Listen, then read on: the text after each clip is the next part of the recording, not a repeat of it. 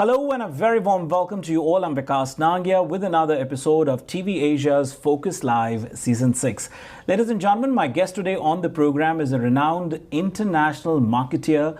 He is the author of the book, Buffering to Streaming, A Guide to Millennial Mindset. My guest on the program is Kunaall Devmane. Kunaall was also invited in 2023 as the keynote speaker at the G20 summit in India.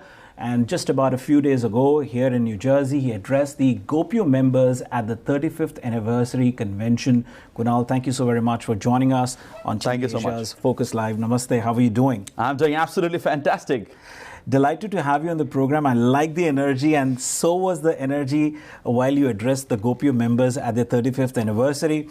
And I realized that you spoke on the topic, leverage the growth of India. What was the area that you laid the emphasis the most and why?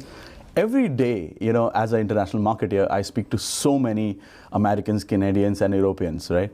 And all of them have their business problems. And currently, if I really talk after pandemic, it's a business pandemic today. Right. And people are not really getting their hands on their businesses till now. They are looking for opportunities all over. And if you really look at the trajectory where India is going right now, India will confirm and will guarantee them a lot of return of investment than any other country in the world. And whatever their businesses is, it's very important that we understand their own specialization and field, and we sort of give them opportunity in their own field in our country. So, I was one of the privileged, person who was trying to speak on the perspective of India, that how India could help their businesses. That's one. Secondly, the diaspora, it was so welcoming. I'm telling you, people from all over, US, Canada, Europe came in, and there were some people from Australia who are Indian diaspora. They came in and they really, sort of told us that how important it was from an Indian mindset to listen to someone that in their hometown, in their home country, to make sure that there is some sort of opportunity for them and in the field that they want. Because India is growing left, right, and center. And if you really want to become something, you can start, and this is the right way to start. So indeed, India has been the flavor of the season for a while now, and everybody has been talking. And that, as a matter of fact, at the GOPIO convention also, the emphasis, the focus was on India, present and the future. And the constant conversation was there about the role of the diaspora. Frankly, whatever people that I spoke to in GOPIO, it just made a lot of sense to them that they want to come back to India, somewhere or the other. Come back or invest in India? Both. So I met a lot of people who wanted to invest in India, but investing is a very, very vague term is what I'll say. Oh, yeah. Because I don't believe in just passively investing into something. You need to be strategically involved into businesses. And the reason why there is a guarantee of, that business growing is because you are personally involved into that business. Yeah. So strategic investment is very important. And diaspora has shown so much, encouragement in terms of understanding what businesses are in India, and they want to not only invest but also be a part of that. Yeah. And that is something that I really see the paradigm changing here in US, is that all the people, non-Indians and Indians, are approaching me and telling me what are the ways that I can do this. Yeah. And that's the way that we are creating this platform for. While answering my first question, I love the passion and enthusiasm of yours when you said that India is the best destination right now where you could get your good return on investment. I want you to elaborate a bit on that also, the confidence that you have, that you feel India as a good bullet market at the moment. Yeah. So not just from the GDP side. So if you really look at numbers from the GDP side, it always makes sense, right? But what is actually happening there is everyone is concentrating on growth in terms of money in India right now. Like, for example, after Industrial Revolution, what United States did, the same language is now there in India. If you really look at the trajectory today, in the next 13 to 15 months, India will definitely be a $5 trillion economy. And in 2030, we will be a $10 trillion economy. So no matter how many pandemics or earthquakes come in, we are going to reach there. Right. So do you want to bet on countries or destinations or customer base where the growth is coming but in a very stagnant way, or do you really want to choose a exponential growing economy to invest in the field that you really want? That's the difference that India is doing. So you mentioned about tsunami and earthquake. What about the sustainability and stable government?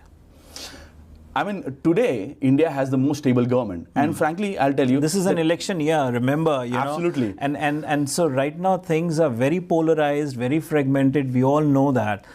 Yes, many individuals are very... the pundits, the trade analysts are talking about that the present government will get back into the power.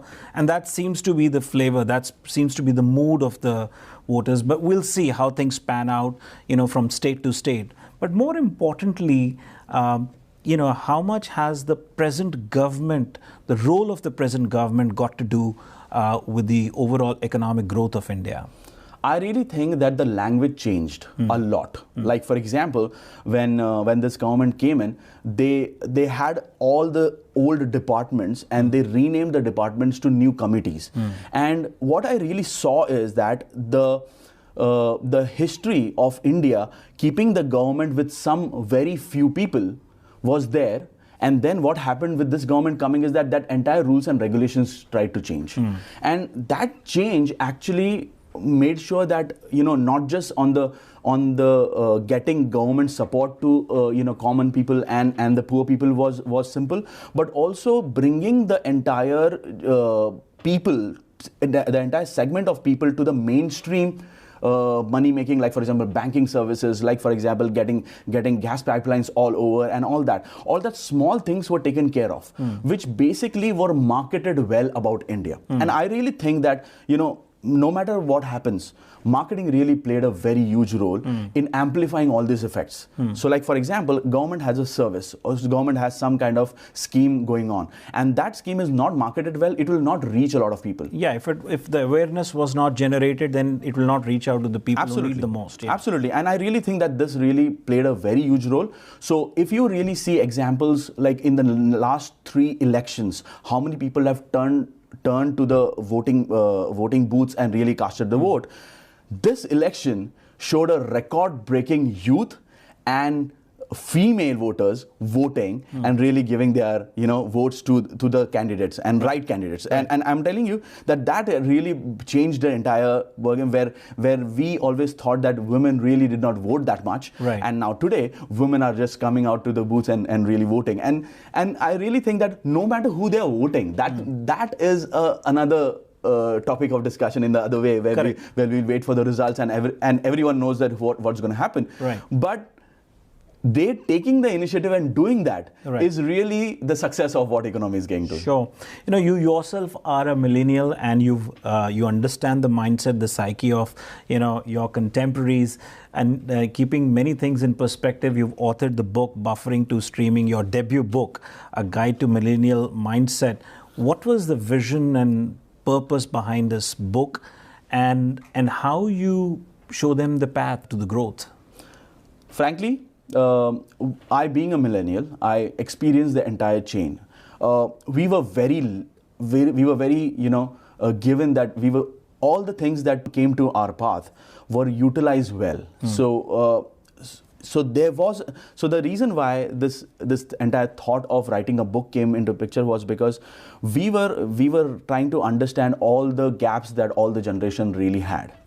And it was not the gap, it was just the stage at which we actually came into picture, where technology really, we were given floppy disk on our hand in the first day of the school. And that really didn't happen in the last generation. Right. And since the floppy disk changed to CDs changed to DVDs became the pen drive and the cloud storage that we live, the adoption became so quick in our generation that it was just given that these generation has to do something. Right. The entire boost of social media in the first place, gives a very simple message that we are not really, for us, money happened very secondary.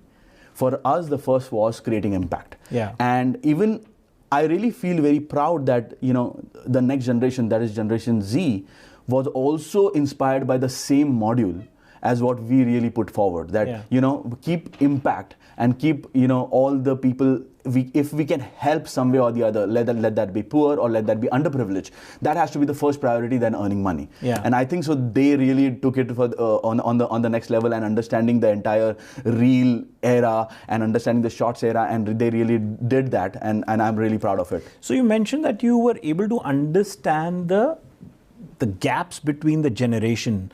How do you connect that generational gap? How do you connect the dots in this particular book? So what happens is that when you talk about a gap in generation, the reason why a lot of children don't live with their parents is because they really don't understand their parents. Parents will never want anything bad for you, right? But then what happens is that it gets into privacy. In US, what had happened in all these years is basically they want, as soon as they become 18, they wanted to live different from their parents. That's not the case in India. Right. We lived in a joint family for a lot of time, and we still live in a joint family. And in fact, our houses, the home increased their sizes, but the family was always right there, right in front of us. So it would be very difficult for me. So, waking up in the morning and not getting good morning from my mom or dad, Right. It would be very difficult for me, but then that's the kind of generation that I have been a part of. And this gap was known by me, and that's why I could respect the other generations. So it's very important that, when you embrace all the good things about your family, like for example, inherited money, you also have to inherit thoughts that they come with. The research that you have done as a marketeer, the areas, the opportunity where, the diaspora could invest into, could participate in the growth of India. Frankly, every industry or every company is trying to become a technology company. And that is the kind of wave that we are riding right now. Right. India has the most cost-effective way of getting internet to all the users and entire market. So if you have that kind of infrastructure already in place, how can you amplify that with business knowledge?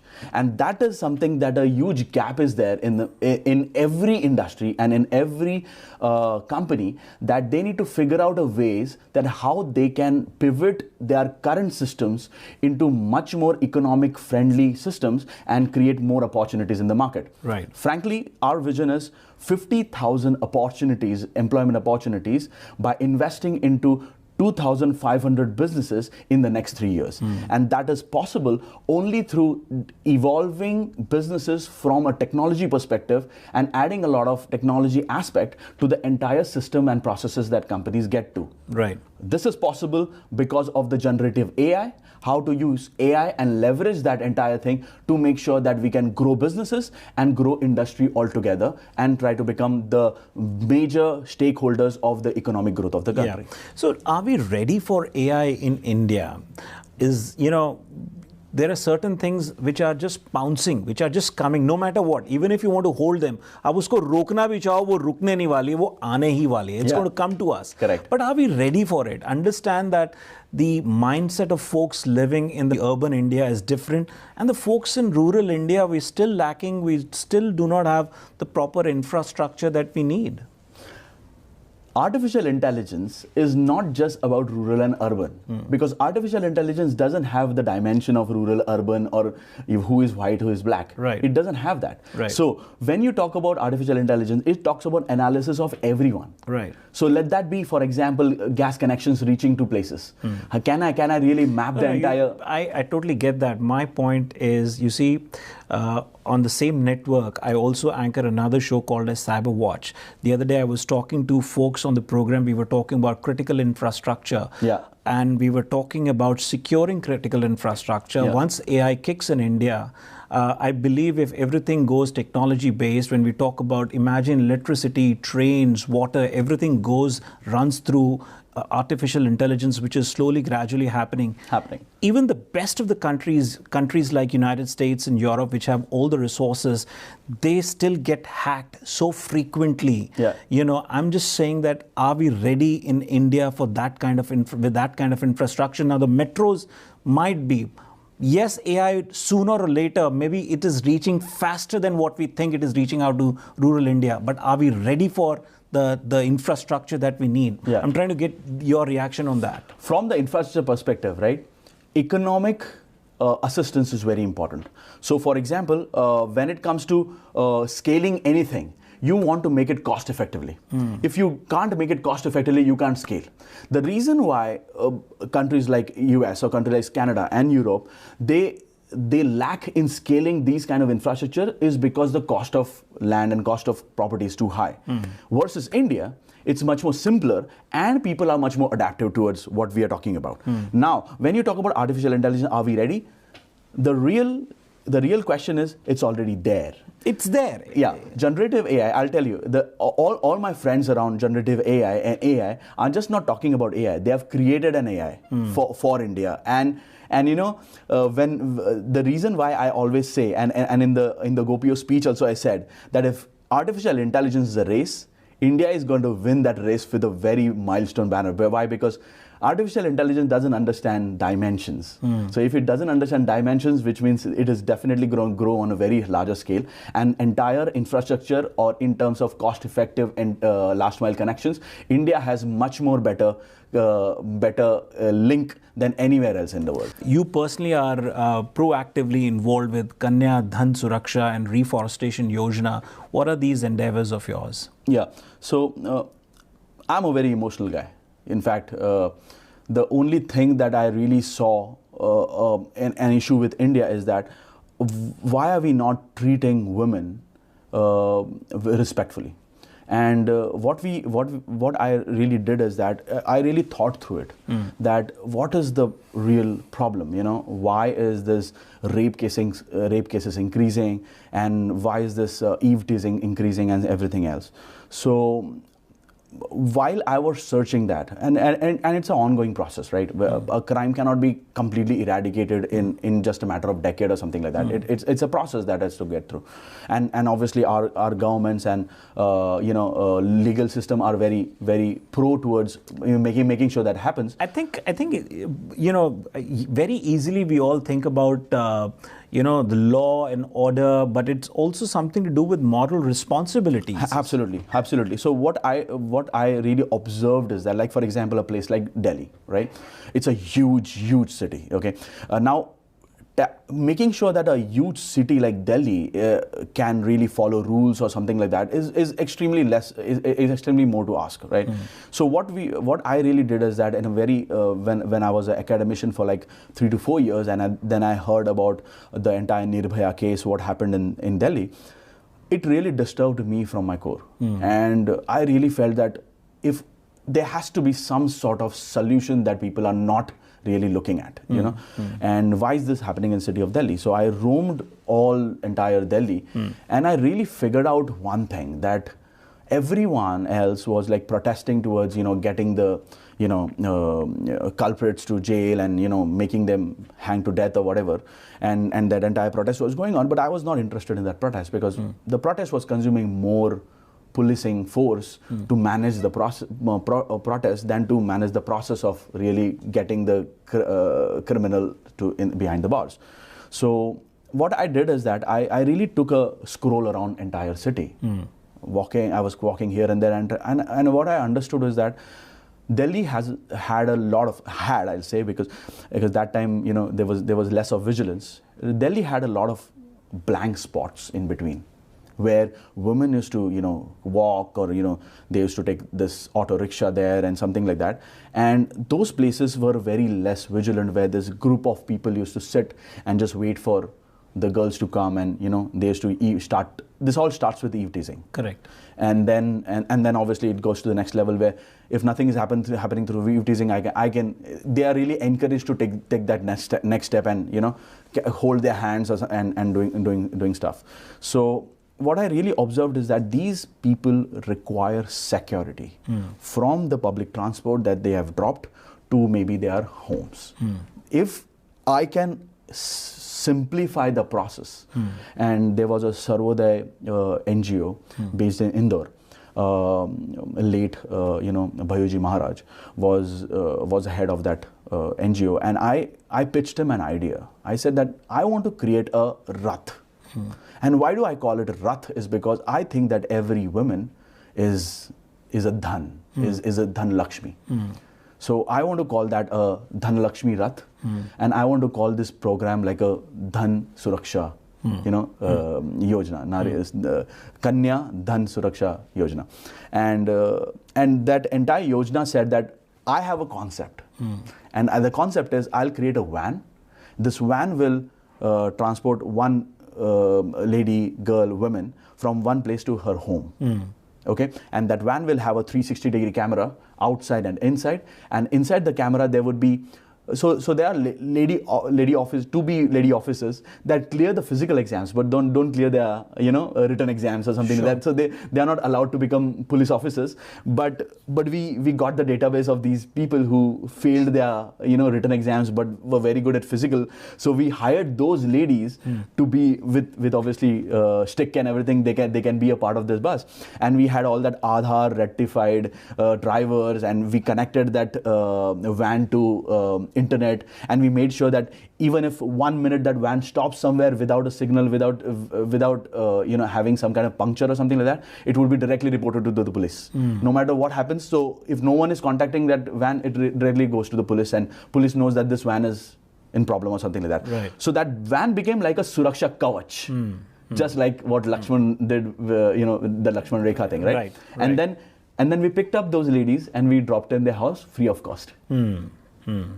Something like that. So that's really motivating. I mean, good observation, first of all, that you analyze that where exactly the problem is. So it was a collaboration between you and Sarvodaya. So, a guy like me can only come up with a concept, right? But I don't have money to make it happen, right? And they were able to put their muscle to it. Correct. And then they said that this is an awesome idea. So what can we do? I said that I need this much to make it happen, and I need a time of 1 month to make the first van rolling. 1 month. That's it. 1 month to make that, because see, technology. We as a millennial, we know what's going on. We know how to connect internet and GPS, and that time was not that frequent, but we knew how to do it. And the Aadhaar connection was already there, because all the government was telling everyone that you need to collect your Aadhaar with your PAN card, with your banking details and everything. So that was there. So we got those drivers, we got those people to monitor that, and these ladies were really very, very strong. If anyone even messed around, and all this that I'm talking about, 360-degree camera outside and inside, all this is directly getting saved on the cloud. So there's no way connection to, if anyone destroys a van, then what? No, nothing will happen, because all the recordings everything is going in the cloud. So you use technology to its best. Yeah. And what about the reforestation Yojana? So till now, our team has crossed more than 300,000 trees plantation that we have done.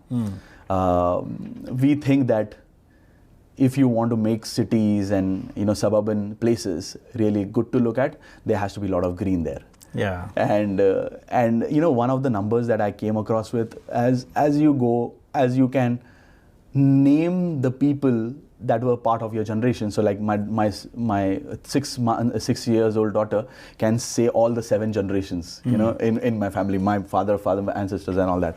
So she directly goes to the person who, she knows the name of the person from where the Devmane name started, So that, and then when I looked after that, I understand that even we being there are some way or the other responsible for climate change. Our greenhouse effect that we, even if I do not drive the car, I am responsible for some carbon in the atmosphere. Yeah. Can I really eradicate all the carbon of my generation? It is not possible. So what we really did is that we made sure that we can plant the trees. Yeah. Okay, and create that cocoon of making sure that we can at least. Can you commit? So we drive this as a counter. What more can be done? Yeah. Yeah. So can you take responsibility of couple of generation of your own family? So a couple of generation in the sense lifetime of like averaging 70 to 80 years. I'll say that you need to plant at least 3 to 4 trees in a year. Can you do that? People said yes, we can do that. let's make it happen, you know.